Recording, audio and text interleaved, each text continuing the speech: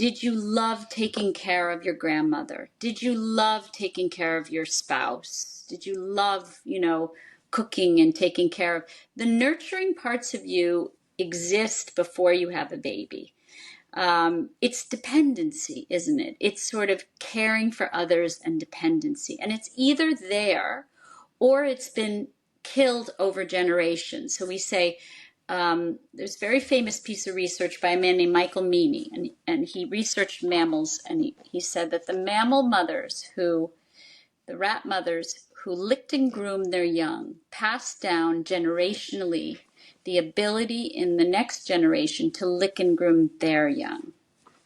But if a mother could not lick and groom her young, she did not pass down the ability to lick and groom to the next generation. Now, that's not genetic.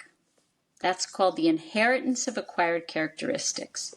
And so if our own mothers are not affectionate, joyful about mothering, if they're not loving dependency, loving caretaking, loving caregiving, then we don't inherit that. I mean, it's interesting.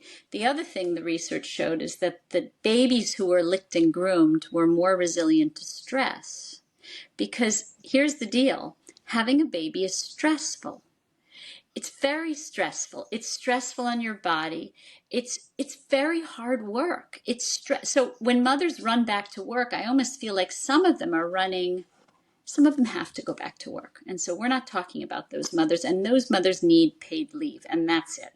Mm-hmm. And a lot of those mothers that are forced to go back to work don't want to go back to work. But the ones who choose to go back to work, I would say that they struggle with the fear of and the inability to cope with the level of responsibility and hard work. It's actually easier to go back to a desk job of 12 hours a day than it is to be fully responsible for a child, because a child is nonstop. There's no lunch breaks. There's no me time. There's a little bit of me time, but not too much me time. If you live in a multi-generational home, there's some me time. If you have a nanny, there's some me time. Otherwise, there's not much me time. And it's constant. And it's demanding.